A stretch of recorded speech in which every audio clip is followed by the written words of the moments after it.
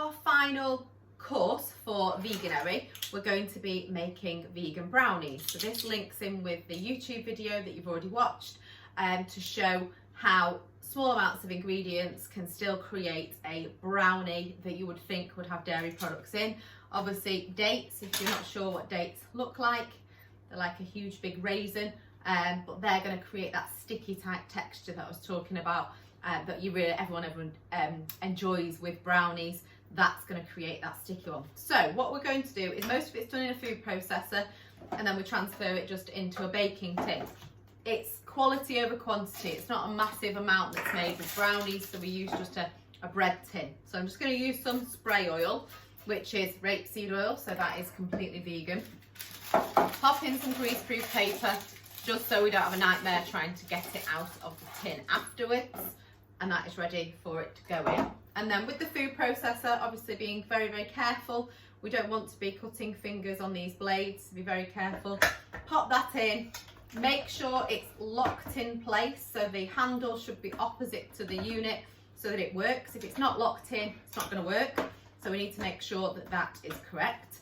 And then we start off, and it's basically 2 stages. So the first thing that we're going to add into here are 20 to 25 dates. 7, 8, 9, 10. I think it's going to be the whole pack actually. 12, 14, 16, 18, 20. Oh, there's 24. Yeah, let's just do them all. So that's going to go in there with, I've melted the coconut oil. So the coconut oil goes in with it, and just a tablespoon of water. So that's going to just add a little bit of liquid. And what we want to do is just break those down, and that needs to be that real gooey mix that you would traditionally see as looking like the melted butter and the sugar that we put in with brownies. So the lid goes on, and then we're going to turn that on. So before I turn it on, because obviously I won't be able to start talk after that, you won't be able to hear me. While that's on, I'm going to just chop up the pecans very slightly. They're going to go in there and add a bit more crunch.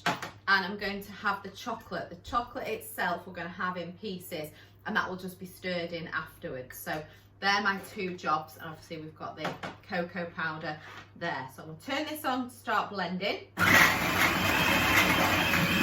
out, make the noise. Chop this up.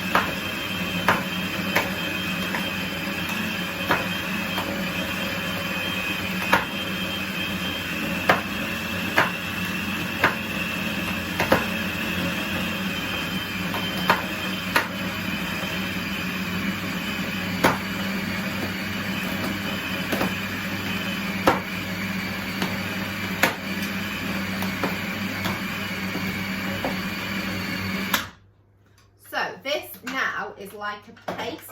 So if you can see, it's gone to like a brown paste. So that's going to give us our gooiness. So into that next will be the cocoa powder is going to go in. And we'll add in these chopped pecans. So all I'm going to do is literally just cut them in half just to start with, and then allow it just to very, very carefully break them down. We don't want the pecans to be complete dust, because we want that texture from the pecans to go in. So this will just almost combine them, chop them a little bit more than I'm doing with a knife, and add that texture. So they can go in more. There, just chopping them in half. Nearly there. Ooh.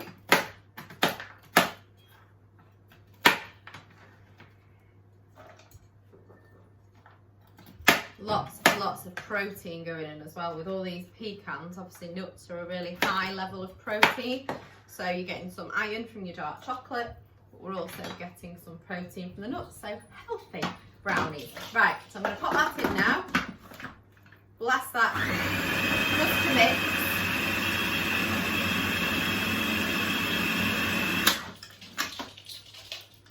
That's mixed up a little bit, and then what we're going to do is use this as the mixing bowl, save on washing up. Move that out of the way, pop that into there, and I need a spoon. Mix it all around so that all that paste starts to really combine. and we're going to stir in the chocolate.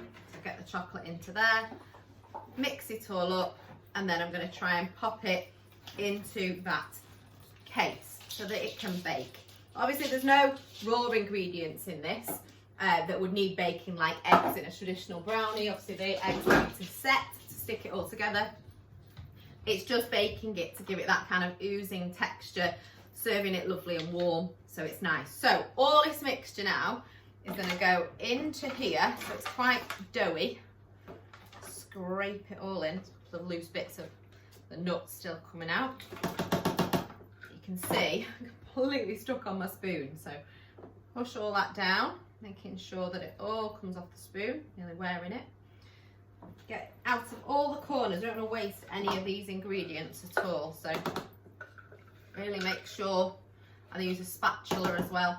And the recipe does say if you've not got a food processor but you fancied making these, you can do it all by hand. It's just a little bit more chopping up that's needed, that's all. So once that's in, push it all away onto there. And then the biggest job now is pressing all of that down. So that's, we've got to really condense it down, press it as far as we can. You can use the back of a spoon, or you can, if you really want to, use your hand. It's very sticky. Pushing it into all the corners, getting it as flat as we can, so almost like scraping it if you can, so that all of it really compacts down, and then it can be baked. So I'm just going to just push it with my hand for the last part, just to really push it in, make sure it's all really flat, and then it will bake for us. So it looks like that. Okay, so all completely pressed down now. I'm going to bake that in the oven for about 10 minutes. Just get that last bit off my fingers, we don't want to waste any, and then we'll pop back and have a look at that when it's done. So let me just grab oven gloves and just do this one-handed, just for the fact that I now need to wash my hands. Pop that into the oven, pop a timer on for 10 minutes, and we'll have a look when it's finished. Okay, I have my oven gloves because that timer needs to come off. I need to get the brownies out. I know you can't smell what I can smell, but oh, it's so chocolatey. I'm just going to get a out to protect my worktop. Take the brownies out, and it's almost, it looks really, really fudgy. You can't really see it probably on there, but it's like a fudge kind of look. Smells like brownies. It was absolutely amazing. So all I'm going to do now is leave that to cool, and then obviously I will portion it in a little bit. So I will take it out using these bits once it's started to cool and solidify, because at the moment that dark chocolate's kind of quite liquidy, so we want that to set. And that's how easy vegan brownies are.